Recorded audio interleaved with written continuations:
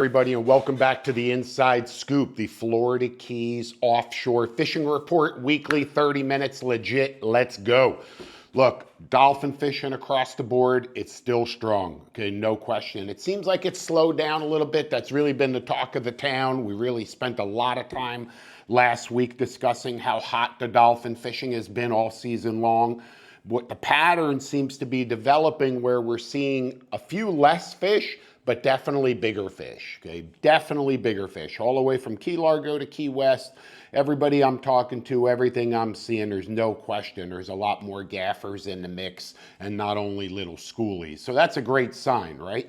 And even though those numbers are down, look, it's still really, really hot fishing. So if you put in the time, I promise you, you are gonna catch dolphin, okay? I'm telling you, it's almost a can't miss. And look, we've got some tremendous weather ahead of us. The next week looks like 5 to 10 every day. Some days are even variable, less than 5 knots. I think you're not going to see more than 10 over the next week or so. So really a nice stretch of weather. Water offshore is clean. There's a lot of breaks. There's a lot of scattered weed. There's a lot of bait, you know, birds, a lot of life in general. And I just want to remind you to get in on that dolphin bite. Don't just look for the grass. Don't just look for the birds. Look for a combination of different factors together. And when you find at least 2 of them, that's a great place to start looking. And that could be bait and weed. It could be birds and weed, birds and bait, color change and grass. You know, a lot of different scenarios, a lot of different combinations. But that's going to mark, you know, or that's going to provide you with the key to say, hey, start looking for dolphin here. Even shallow, okay, don't be surprised. I keep saying this season. Guys on the reef, okay, on the reef, schoolies are just invading their boats on the reef. Even, you know, I had a guy down Key West, okay, fishing off Key West. Big dolphin in under 100 feet of water. Okay, nice fish in the teens in under 100 feet of water. It's just a perfect scenario, nice clean water, a nice edge moved inshore. And these are the types of things that are going to happen right now this time of the year, the end of May, heading into June. These dolphin will surprise you at any time. So just be ready for dolphin, period. That's all I have to say about that. I also want to mention there is the Lower Keys Chamber Dolphin Tournament. Okay, that is, I think it's next weekend, but they wanted me to mention that there. Donna at Lower Keys Tackle, they're involved in a very big way. The dolphin fishing there, she said, is just ridiculous. It continues to be better than she's ever seen. Over the holiday weekend, or that she's seen the last few years, she said over the holiday weekend, it was just great. You know, great. They've got a huge selection, by the way, of tackle, bait, whatever. It's a cool place to hop into. Nevertheless, like I said, with the beautiful weather, that also to me means there's going to be a lot of guys in smaller boats that are going to be able to get out there and fish. You know, that's the wonderful thing about the Keys. There's so many different opportunities offshore. Forget inshore, that's a whole other world. But, you know, from the reefs in 30 feet of water, even shallower sometimes, all the way out to thousands of feet of water. There's something for everybody all of the time. Snappers, okay, let's talk about snapper. End of May, this is it. This is the mangrove snapper spawn. It is starting. There are fish that have moved from the bay to the bridges, to the passes, and they're working their way out to the reef line. And these fish are aggressive. These fish have a mission in mind. Again, they're spawning. And there's a really cool tip I wanted to share with you. When you get on these mangroves that are on the patch reef spawning, and that could be in 35 feet of water, it could be all the way out to 90 feet of water. Don't think you've got to be really shallow. You know, I once thought that the hottest mangrove bite was in that shallower water, but that's not true. You know, don't be afraid to push out to a nice ledge in 50, 70, 90 feet, okay? And you're gonna find big mangroves over the coming weeks. They want meat, all right? A lot of times guys will fish shrimp or even squid strips. Stay away from that, all right? This is not the time of the year from that. These fish want to fatten up. They want meat, all right? Give them a pinfish. Give them a fresh ballyhoo. Give them a sardine. I mean, again, I'm not big on frozen baits by any means, but do what you got to do to give these fish meat. And you're going to see that they're going to respond a lot better than something like a, dangling little shrimp, okay? The smaller ones will eat that. But again, we're trying to catch those bigger spawning fish. You know, the cool thing about fishing for those mangs on the reef, at any time, mutton snapper, pop in, a grouper could pop in, you know, you just never know. So you really have to be ready for everything. A lot of guys will fish one bigger rod. They'll fish 20-pound class spinners for the mangroves, which is a perfect outfit. I like the Chaos SP 15 to 30, the 7-foot spinning outfit, loaded with, or I should say matched with whatever spinning reel in the 8 to 10,000 size that you would like, and load it with 20-pound diamond line, monofilament. This is a great place for mono, okay? It's a little bit stealthier. These big fish are really smart, a little bit of stretch there, and this is a cool fishery that you could definitely get away fishing straight mono. So 20-pound fluorocarbon leader, okay, diamond presentation, you know, Gen 2. By the way, people are saying, hey, they can't find that diamond presentation fluorocarbon. There's a new variation, a new generation, diamond presentation Gen 2 fluoro, and that's now on shelves, so you know you can get your hands on that for sure across the full range, okay? And that's really, you know, just a big advantage having a piece of fluorocarbon when you're trying to target fish that have incredible eyesight. Not only does it provide better abrasion resistance in, you know, certain scenarios, but the fish just can't see it as well. That's the bottom line in plain English, okay? They can't see it as well. So certainly you have a better chance at fooling spooky fish, including those bigger mangs. Jig head, I like the 1/2 ounce to 3/4 ounce jig head. I've talked about it a lot. That's what I fish when I'm fishing for the mangroves. I want my bait sitting on the bottom. I want that big fish to just eat it right off the bottom. This mangrove bite, it's consistent, you know, all the way from Key Largo to Key West and beyond. It's very, very consistent. A lot of different size boats, a lot of anglers and different skill levels can get in on this. Okay, it's a great opportunity to introduce kids, wives, girlfriends, both, whatever. Just take everybody and take them snapper fishing. It's a lot of fun. These fish are aggressive. They fight incredibly hard. They really do. It's a very hard fighting fish as a mangrove snapper. And in my book, of all of the snapper, mangrove is #1 on the dinner table. I believe it is the best tasting snapper. I enjoy it more than yellowtail snapper, which I feel is a little mushy. Mutton snapper could be, of course, you're catching big muttons, 15 to 18 pounds. Those steaks are real thick. It's just a different type of texture on the meat. The mangrove just seems to really be in that sweet spot, you know, where that fillet is the right thickness, it's the right texture, it's sweet, it's delicate. No matter how you prepare it, it's absolutely delicious. So really a highly prized, underrated fish, to be honest with you. I believe that the mangroves are underrated, you know. Everybody's so, oh, I want to catch yellowtails. Screw them yellowtails. You know, I want to catch the mangroves. Of course, the yellowtails are nice if they're the big flags, but short of that, you know, not a big thing. Anyhow, look, like I said, I want to reiterate, get down here. Okay, the next week, if you're down here, now's the time to fish, of course, the reef or offshore. But if you're considering traveling down here, you've got that great option of fishing the reef and fishing offshore for the dolphin. Okay, 2 hot bites going on simultaneously, but that's not all. Blackfin tunas, guys, out at the humps, they're there. Of course, they're tough to get by the sharks. If you want to catch the bigger fish, try and get them down deeper. Drop that jig down deep, but gives that shark a much more of an opportunity to eat that tuna before he gets to the boat. Expect that to happen, but put in enough time and effort and you'll be rewarded and you'll land some. So there's definitely some blackfins around. Wahoo, I'm even seeing some smaller wahoo around. That's always a possibility on the troll. You're not going to see a lot of wahoo on the edge, but, you know, I don't think there's a lot of guys wahoo fishing, right? Everybody's so focused on the dolphin fishing and other offshore fisheries that wahoo seem to take a back seat. But yet, they're here this time of the year, believe it or not. There's certainly a resident population of wahoo. And then there's also fish that are always moving through. So don't ever discount that. If the opportunity presents itself, you've got good conditions, nice clean water, you know, full of life inshore, maybe a nice clean edge early in the morning, put some plugs out, troll that edge for an hour, give it 90 minutes, okay? And I bet you might be surprised what you pick off. Deep dropping.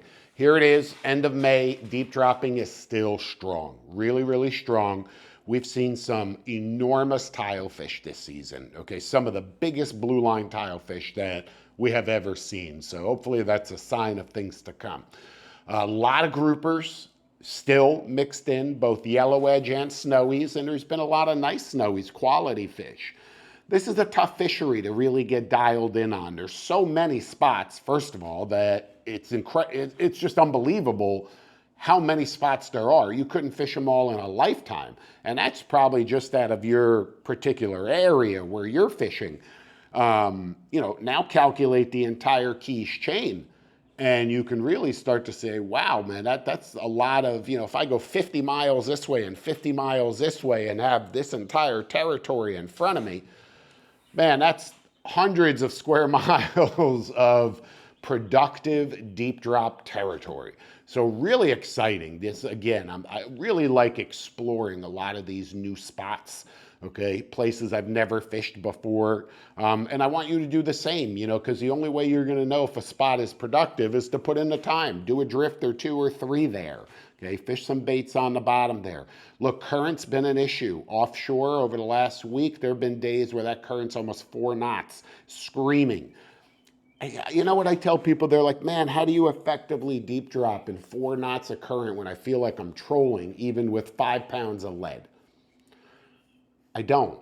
Don't deep drop there, okay? I mean, that's the bottom line. Don't try and battle Mother Nature. You're not gonna win. Mother Nature always wins. So, it's a good idea to know in advance. That's how we're using some of the tools that we have aboard our Furuno package aboard our Sea Hunter.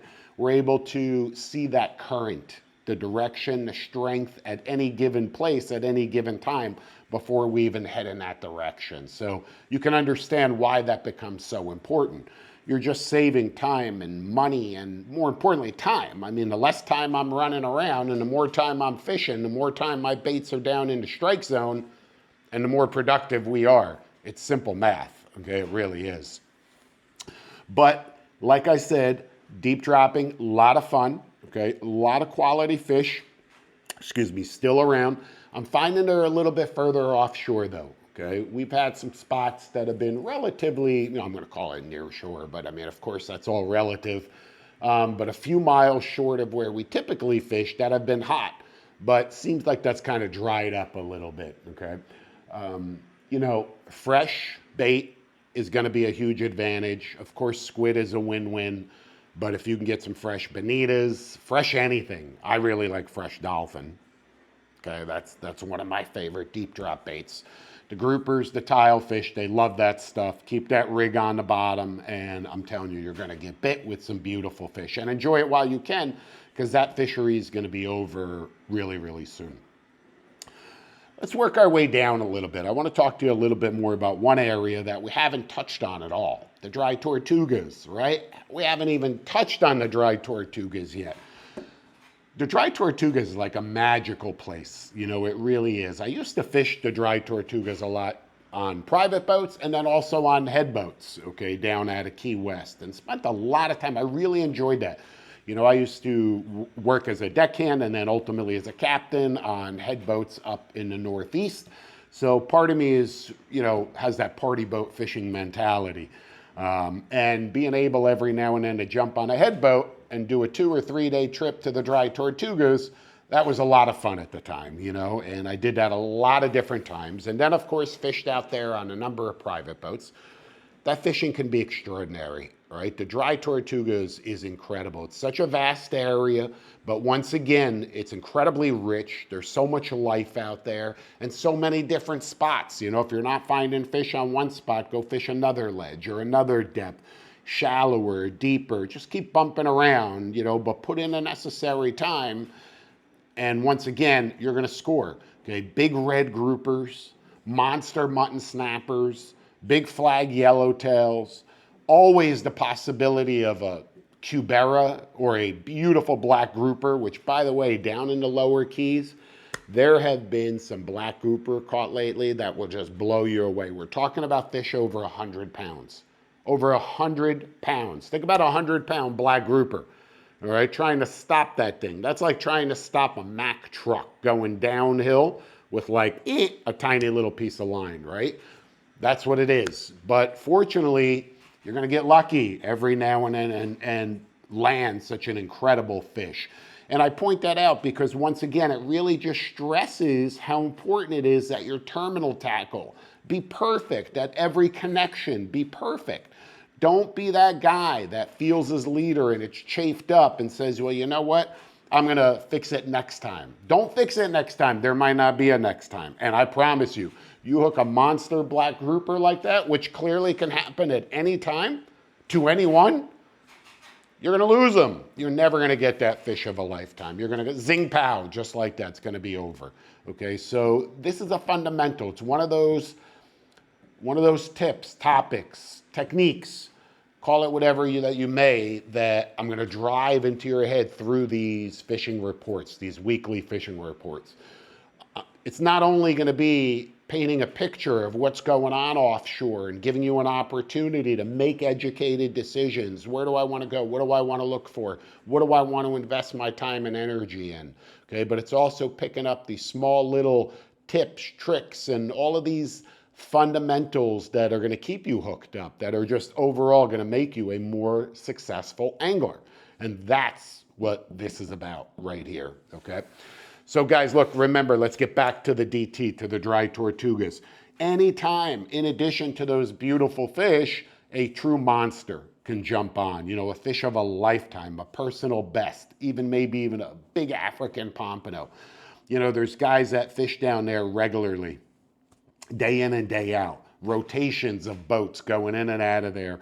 And it's truly incredible to see that consistent fishery and to see the amazing fish that, you know, really are available in the dry tortugas area in the national park. It's such an incredible place. So if you've never fished the dry tortugas, I highly encourage you to do so, either on your own boat, plan a trip based around the right conditions, or charter a boat down in the lower Keys, okay?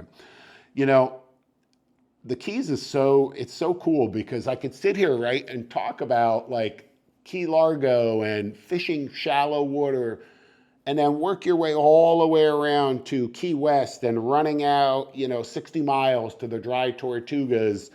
Such a vast fishery. It's no wonder, you know, this is such a angling mecca.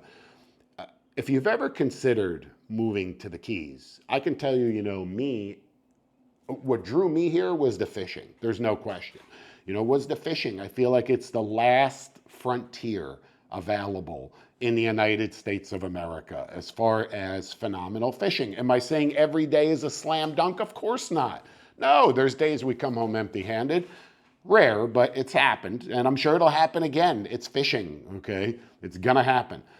But so much opportunity. And again, that's what drew me here. And if you're interested, good, let me just a quick shout out. If you're interested in coming down here, do it the right way. Make educated decisions. Come down, spend some time in the upper Keys, middle Keys, lower Keys, see what's right for you. Then contact a real estate agent. I've got a good buddy, Nate. You guys know he fishes with me aboard my Sea Hunter. He's a local waterfront real estate specialist. Check him out on Instagram at Keys Nate Realtor. Okay, Keys Nate Realtor. But I point this out to you because I want you to make an educated decision. You know, check out some properties. Let them take you around. Let them explain to you the different canals, the different systems, what's up with boat lift regulations. There's all these little things that you don't know about. Deepwater Canal, oh, that's wonderful, except for at the end of the canal, the water is 18 inches deep. All right, and you're not getting in and out at certain tides. Just giving it, you know, one example. But nobody tells you that. That's where a professional, that's why it's so important to work with a professional, somebody locally who really can steer you in the right direction. And he's straight up Sea Hunter owner, Mercury powered Sea Hunter owner, hardcore angler, guy's legit. So Keys Nate Realtor, if you're interested in coming down to the Keys. Guys, let's work our way further offshore. Right? Let's talk about sword fishing. This is like a never-ending fishery. It's like a river of fish that are moving up and down the coast. and it stays consistently good. You know, it really does. I just had a story recently that I kind of laughed at, and I'm like, oh man, you know, I could see, of course, how that could happen so easily. I had a guy who almost lost his LP. He was moving it, he dropped it, and just somehow grabbed that rod. You know, he's like, oh my God, Mike, it slipped out of my hands. And instantly, all I could see is like $20,000 falling in the water, or whatever it is. And I can understand how that could happen because the swordfish equipment that we use is really, really heavy. It is. It's not easy to pick up and move around, you know. And I said to him, I said, dude, that's why you need the big game leash. And he's like, the what? So it kind of reminded me that I want to share with you guys too what this is. Okay, the big game leash, you've seen these on my boats for years. I use them when I'm high-speed trolling for wahoo, and we also use them sword fishing. Okay, all it is a safety tether. Now, just kind of very quickly here. Here's your rod holder. This is just a display. Okay, you can see there's a unit right here that's mounted to the rod holder shaft under the gunnel where you don't see it. And then there's a 9-foot tether that comes out of a little fitting that's really flush and perfect, clean, with a 9-foot tether, all right, with a stainless steel clip. And then when not in use, look, it just retracts like a seatbelt. Boom, and it's done, gone. So if you never want to lose a rod, put a set of big game leashes on your boat. Anyhow, it's back to the fishing. The sword fishing, look, I recently came across a bait that really intrigued me that I've been fishing a lot. The squid tentacle, right? Everybody, it seems like the hottest bait out there is a squid tentacle. And it works, there's no question. But I gotta tell you, so do eels and so does everything else. Bonita strips, dolphin bellies, you know, there's such a wide array of baits that work sword fishing, you know. Fish 2 rods, fish your buoy rod, fish your tip rod. If you're gonna go out there, you can do it. If you're not certain how, follow our videos, give me a call, I'll walk you through it. I want you to be an effective fisherman. And by fishing 2 baits, man, it's such a huge advantage. You know, we get bit 50-50 on average. And I think that anyone who's fishing a tip rod and a buoy rod is gonna tell you the same thing. Especially now, there seems to be an abundance of fish offshore, and you know, not that every day you're gonna get bit, but if you put in the time with the 2 baits, 2 different levels in the water column, covering a productive area, I feel like it's not gonna be long or, you know, before you get whacked. Now, if you land that fish is a different story altogether. We all lose swordfish, regardless of how hot the bite is. These fish are notorious for swiping at a bait with their bill, potentially tangling, and not even having the hook in them. I've had fish with the leader lassoed around their heads, around their bills, the hook laying right on their back, like all of this weird things. And you're like, how did I even land that thing? How is it, you know, just a tiny little bit of slack and boop, the hook just comes right out. Okay, so, you know, credible fish, very challenging to target during the day. I believe it is the most challenging of all fish. Of all fishing is daytime sword fishing, but I also believe it is the most rewarding of all fishing. Okay, it's strong right now across the entire Keys Island chain. Okay, from Key Largo, guys that are up there, which there's not a lot, but certainly a lot out of Miami. But you can run offshore to Key Largo, Isle Morada, swordfish capital of the world, perhaps. Okay, Legends, Bud and Mary's, the Stanczyks, of course, you know, and best wishes to Nick Stanczyk. I understand he's selling his business and Stan's Fishing, you know, the charter operation. So certainly we wish him the best of luck with all of that. What a great operation they've got going there. I mean, legendary. Who doesn't know Bud and Mary's, right? I mean, that's like, since a child, you know, driving down here for the very first time and seeing the big Bud and Mary's and big marina on the water and fishing boats. It's so nostalgic. It is the Keys. It is. Isle Morada is the Keys, and Bud and Mary's is Isle Morada. Like, it is the Keys. Really cool stuff. So, but again, the sword fishing is very consistent from Isle Morada. Middle Keys here in Marathon, very strong, remains very strong. Key West, Again, not a lot of guys are going out sorting, but the ones that put in the time catch fish. It's that simple. They catch fish. So prepare accordingly. Don't sacrifice on any little detail, because sword fishing is one of those fisheries that will humble you. Even when everything, I should say, is perfect and everything is right, you're still going to lose fish from things that you can't control. Okay, things are going to happen.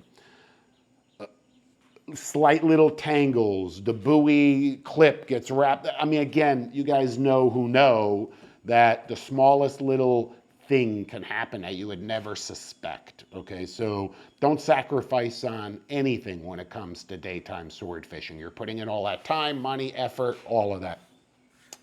Guys, let's get back to the deep drop for a second. Okay, I want to just talk about that a little bit more. You know, we always talk about tile fish and the deep water groupers, because that's where we are right now. That's the season right now. We have such a limited period, 10 weeks or so, to target these amazing fish.